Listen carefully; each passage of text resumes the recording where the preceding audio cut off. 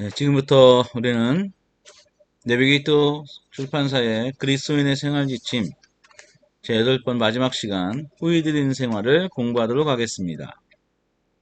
오늘 암송 구절은요. 고린도후서 9장 7절입니다. 각각 그 마음에 정한 대로 할 것이요 인색함으로나 억지로 하지 말지니 하나님은 즐겨내는 자를 사랑하시느니라.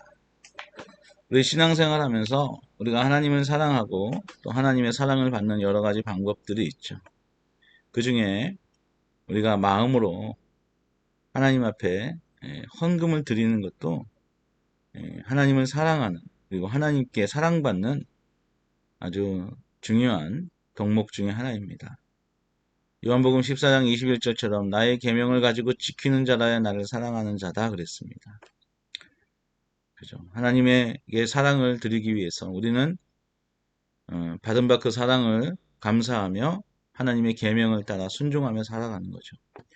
그런 맥락에서 볼 때 오늘 헌금도 인색함으로나 억지로 하지 않고 하나님이 주시는 것에 대해서 감사함으로 드릴 수 있습니다. 그래서 하나님은 각각 그 마음에 정한 대로 할 것이요. 인색함으로나 억지로. 인색함. 낼까 말까. 이렇게 할까 저렇게 할까. 하나님은 우리에게 후이다 주셨는데 인색함으로 하지 말고 또 누가 내려간다고 억지로 하지 말고 즐겁게 하나님 앞에 헌금을 할 수 있는 것이 정말 중요한 것입니다. 1번 그럼 어떠한 데서 나의 소유를 사용할 수 있는가? 잠언 3장 9절 내 재물과 내 소산물의 처음 익은 열매로 여호와를 공경하라. 처음 익은 열매 다 주님의 것인데 하나님께서 우리에게 허락하신 것들이 있죠. 그것을 감사하면서 처음 것은 하나님의 것으로 드림으로 하나님을 공경할 수가 있습니다.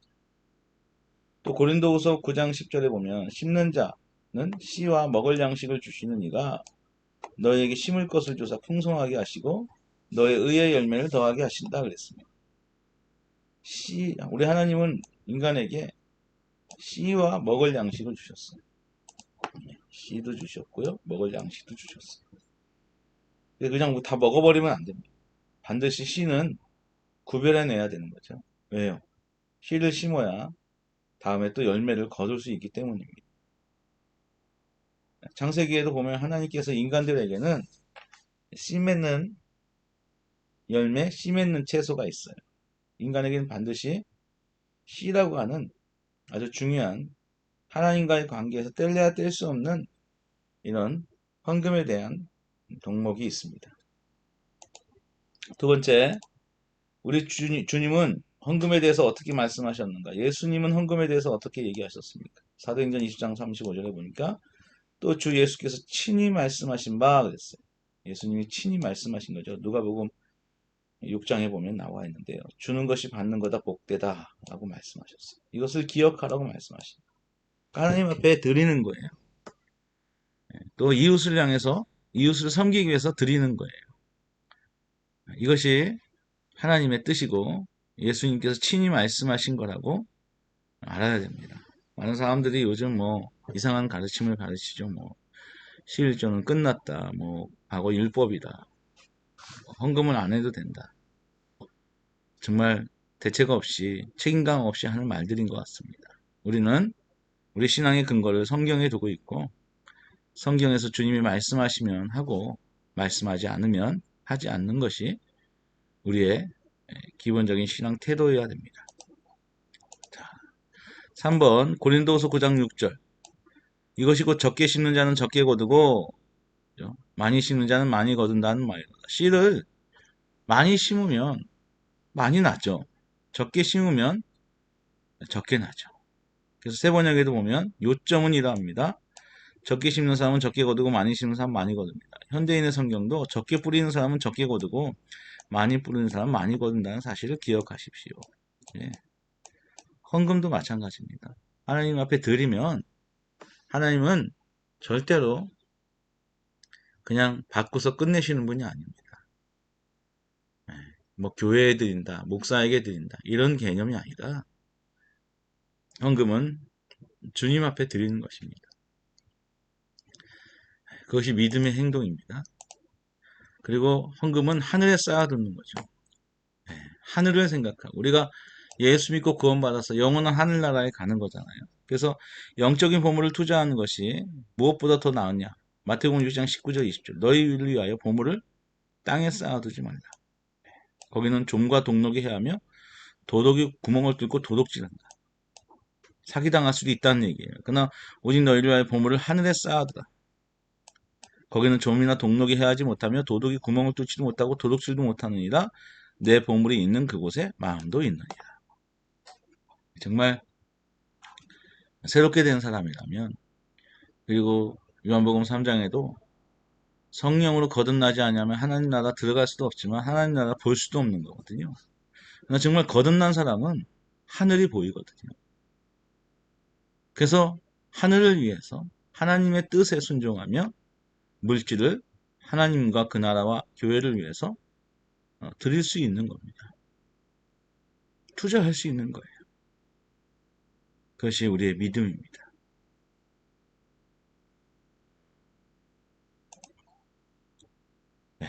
5번 주님의 본입니다. 주님은 그리스도인들이 따라야 할 본분을 어떠한 모습으로 보여주셨습니까? 고린도후서 8장 9절에 우리 주 예수 그리스도의 은혜가 너희가 알거니와 부요하신 이로써 너희를 위하여 가난하게 되심은 주님은 되게 부자시죠. 창조주시죠. 다 가지셨어요. 근데 가난하셨어요. 왜요? 우리를 부요하게 하시려고. 그래서 우리가 주님의 은혜로 부요하게 되는 것도 주님의 뜻입니다. 나 더 중요한 건 가난하게 될 수도 있는 거예요. 그죠? 그러나 그 가난을 통해서 하나님은 우리를 부유하게 하셨다. 우리가 부유하기를 하나님은 원하신다. 그래서 적게 심으면 적게 거두고 많이 심으면 많이 거둔다. 우리가 믿음으로 이 헌금 생활을 통해서도 하나님께 영광 돌리고 부유한 삶을 살 수 있습니다.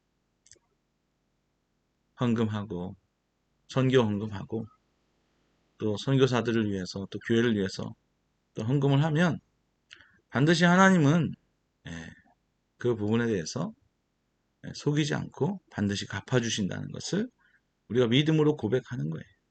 그리고 믿음으로 사는 거예요.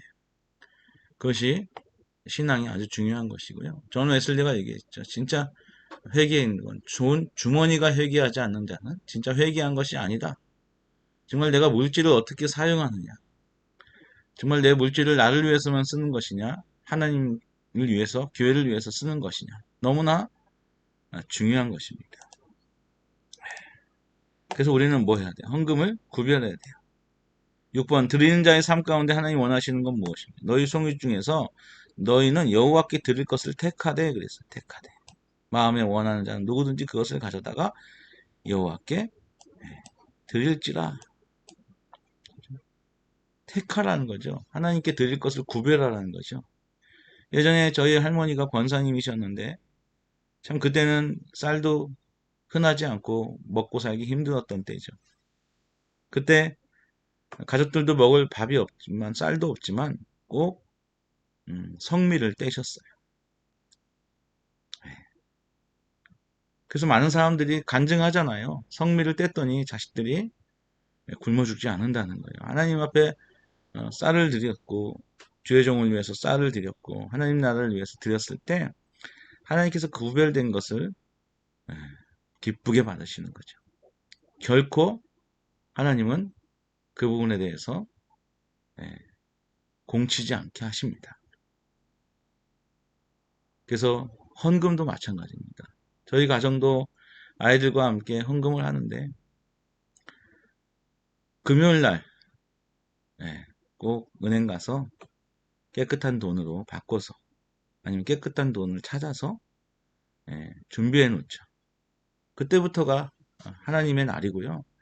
그때부터가 예배입니다.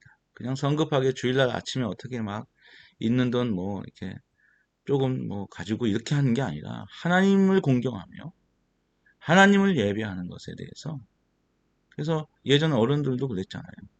꼭 금요일날 은행 가서 구별하여 이렇게 드리는 거죠. 이스라엘 백성들이 제사를 드릴 때도 흠없고 정없는 어린 양을 잡고 소를 잡고 잡고 염소를 잡고 제물을 준비하고 그것을 깨끗하게 정결하게 준비하고 근데 어느 순간부터 성전이 타락을 해가지고 가서 제물도 그냥 성전 앞에서 사고 돈 가지고 가서 바꾸고 준비하는 게 없어지면서 점점 교회가 성전이 타락해져 가고 있는 거죠. 신앙도 마찬가지입니다. 하나님을 정말 경외하며 하나님을 최고의 하나님으로 공경하는 것도 그런 거예요. 정말 말라기에서도 그렇잖아요. 그렇게 눈 멀고 병든 것을 네 총독에게 드려보라. 기분 나쁘지 않겠느냐? 받아주겠느냐? 근데 우리가 하나님 앞에 예배를 드리면서도 함부로 그런 부분들에 구별됨 없이 정결함 없이 그냥 쓰던 거 그냥 내가 쓸 거 이렇게 함부로 하지 않고 어려서부터 또 아이들의 신앙교육도 그렇게 가르치는 것이 옳다고 생각합니다. 7번 구약성서 중 백성들의 예물을 드리는 어떠한 상태가 됐습니까? 역대상 29장 9절 백성들은 자원하여 드렸으므로 기뻐하였습니다. 곧 그들이 성심으로 여호와께 자원하여 드렸으므로 다윗 왕도 심히 기뻐하니라. 하나님 앞에 예물을 드리고 물질을 하나님 앞에 바치면서 참 이 자원하는 마음 하나님이 나를 사랑하셨고 하나님의 은혜로 축복해 주셨고 복을 내려주셨다. 참 우리들의 헌금 생활을 보면 정말 하나님 앞에 너무나 부끄럽고 죄송스러울 때가 너무나 많습니다. 정말 하나님을 믿는 건지 그냥 대충 신용만 하는 것인지 구별되지 않을 때가 너무나 많습니다. 하나님은 분명하십니다. 예물도 마찬가지고 예배도 마찬가지고 하나님의 말씀은 분명하게 가인의 예배와 예물은 연락하지 않으셨고요. 아벨의 예배와 예물은 연락하셨어요. 하나님은 그냥 아무거나 받으시는 게 아니에요. 하나님은 그렇게 그냥 드리면 받으시는 분이 아닙니다. 하나님은 최고의 하나님이십니다. 가장 크신 분이십니다. 거룩하신 분이십니다. 우리가 하나님 앞에 드릴 때 구별하여 드리는 것이고요. 그리고 자원하여 드리는 것. 기쁨으로 감사함으로 드리는 거고 억지로 눈치 봐서 상황 봐서 정말 하나님을 모독하는 행위가 될 수 있습니다. 진짜 하나님이 살아계심과 그분이 온 우주를 창조하신 분이며 그분이 정말로 거룩하신 분이라는 걸 안다면 우리는 분명하게 마음과 태도와 모든 것들을 구별하여 드릴 필요가 있다는 것이죠. 8번 내가 주님께 드릴 때 무엇을 받게 됩니까? 그렇게 하나님 앞에 온전하게 드리면 누가복음 6장 38절 주라 그래야면 너에게 줄 것이요 다시 주신다는 거예요. 하나님이 없어서 달라고 하는 분이 아니잖아요. 어떻게 주십니까? 후이되어 누르고 흔들어 넘치도록 너에게 안겨주고 너희가 헤아리는 그 헤아림으로 너희도 헤아림을 도로 받을 것이다. 이 말씀을 믿어야 됩니다. 하나님은 반드시 보상해 주십니다. 그것도 믿음으로 드렸을 때 반드시 보상해 주십니다. 하나님은 너무너무나 우리의 마음을 기뻐하시는 거죠. 그래서 9번 즐겨 드리는 자들에게 무엇을 약속되어 있습니까? 고린도후서 9장 8절 하나님은 능히 모든 은혜를 너에게 넘치게 하시나니 넘치는 은혜 이는 너희로 모든 것이 항상 넉넉하여 모든 일을 착한 일에 넘치게 하려 하십니다. 넘치는 거예요. 하나님은 막 풍성하신 분이에요. 국률에 풍성하신 하나님 그 큰 사랑을 인하여 도로 다 돌려주신다니까요. 또한 모든 것을 채워주십니다. 내가 다른 사람에게 나누어 줄 때 지금 이 빌립보 4장 18절 19절은요. 빌립보 감옥에 있었던 사도 바울이 쓴 편지의 내용입니다. 그들이 선교 사역을 위해서 헌금을 했죠. 사도 바울을 위해서 헌금을 했어요. 그래서 사도 바울이 내게는 모든 것이 있고 또 풍부하다. 에바브로 니도 편에 너희가 준 것을 받음으로 내가 풍족하니 이는 받으실 만한 향기로운 제물이야. 하나님이 받으시는 향기로운 제물. 하나님을 기쁘시게 한 것이다. 하나님을 기쁘시게 한 믿음으로 드리는 것이야. 믿음으로 기도하고 믿음으로 전도하고 믿음으로 예배드리고 믿음으로 행하고 순종하고 하나님이 너무너무나 기뻐하시는 거. 특별히 믿음으로 헌금하는 거. 물질을 하나님 앞에 드리고 헌금하는 거. 하나님 막 기뻐하신다는 거예요. 하나님이 기뻐하시는 얼굴을 발견하시길 바랍니다. 그렇게 기쁘시면 하나님은요, 창조주세요. 나의 하나님이 그리스도 예수 안에서 영광 가운데 풍성한대로 너희 모든 쓸 것을 채우시리라. 놀라운 약속입니다. 공급하신다는 거예요. 로마서 8장 32절에도 자기 아들을 아끼지 아니하시고 내어주신 이가 어찌 그 아들과 함께 모든 것을 우리에게 은사로 주지 아니하시겠느냐. 놀라운 약속이 담겨져 있습니다. 마지막으로 말씀 하나 보겠는데요. 11조에 대한 말씀이에요. 너희 조상 때부터 너희가 내 법을 떠나 지키지 않았다. 지키지 않았다는 거예요. 유대인. 그래서 내가 너희에게 너희는 나에게 돌아오라. 그러면 나도 너희에게 돌아가겠다고 했으나 너희는 우리가 어떻게 돌아가야 합니까? 라고 회개를 묻고 계세요. 하나님 앞에 우리가 그럼 어떻게 돌아갑니까? 그때 주님이 그 다음 말씀. 사람이 하나님의 것을 도둑질할 수 있느냐? 그러나 너희는 나의 것을 도둑질하고도 우리가 어떻게 주의 것을 도둑질하였습니까? 하고 말한다. 너희는 나에게 돌아올 11조와 예물을 도둑질하였다. 참 우리가 어떻게 회개하고 여호와께로 돌아갈까요?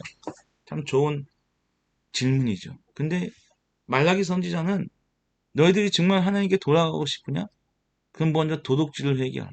11조와 예물을 도둑질했던 거. 하나님의 것은 11조와 예물은 하나님의 것인데 하나님의 것을 나를 위해 썼다는 거죠. 하나님의 것을. 요즘 뭐 여러 유튜브를 보면 이상 망측한 궤변들을 늘어놓으면서 11조를 뭐 하지 않아도 된다. 이런 이야기를 하시는 분들이 많이 계십니다. 사람들 뭐 좋아하죠. 11조 부담되고. 근데 성경은 인간의 지혜와 인간의 지식으로 풀어서 해석해서 받아들이는 게 아닙니다. 성경은 우리가 믿고 그냥 하나님 말씀을 믿고 받아들이는 거예요. 그것이 이해가 되지 않더라도 믿고 순종해 보시는 거예요. 그러면 하나님 우리에게 축복해 주실 것입니다. 말도 안 되죠. 포도주가 모자랐는데 정결을 위해서 만들어 놓은 물통에다가 아구까지 물을 채우라. 말도 안 되죠. 근데 하인들은 순종하여 아구까지 물을 채우고 그 물을 떠서 연회장에 갖다 주었는데 그 물은 포도주로 변화되어 있었습니다. 우리가 할 일은 하나님의 말씀을 리시브해서 순종하는 것입니다. 그럼 하나님은 그 물을 변하여 포도주로 바꿔주실 것입니다. 그것이 우리가 하나님 앞에서 해야 할 마땅한 태도입니다. 전도도 마찬가지고 기도도 마찬가지고 11조와 예물도 마찬가지입니다. 얼마나 많은 사람들이 11조와 예물을 도둑질합니다. 그래서 수많은 교회가 무너져가고 있고요. 수많은 주의종들이 말씀 기도에 전무하지 않고 파수꾼의 사명을 감당하지 않고 못하고 밖에 나가서 일을 해야 하는 실정을 만나기도 합니다. 교회가 무너져가고 있습니다. 우리가 교회로 돌아가야 되는데 교회들이 유지할 수 없어서 성전이 유지될 수 없어서 돌아갈 곳이 없어져 버립니다. 그러니까 하나님이 우리가 어떻게 돌아가야 합니까? 성전으로 돌아가야 하는데 성전에 내야 할 이 11조와 예물을 도둑질하는 사람들 때문에 성전이 성전의 기능을 감당하지 못하고 무너져가고 있기 때문에 하나님 앞에 돌아갈 길들을 막아버리는 것입니다. 헌금은 선택사항이 아닙니다. 하나님의 뜻에 순종하여 그 말씀을 따라가는 것입니다. 거기에 하나님의 놀라운 축복의 열쇠가 담겨져 있습니다. 오늘은 후회 드리는 생활 여기까지 공부하도록 하겠습니다. 감사합니다.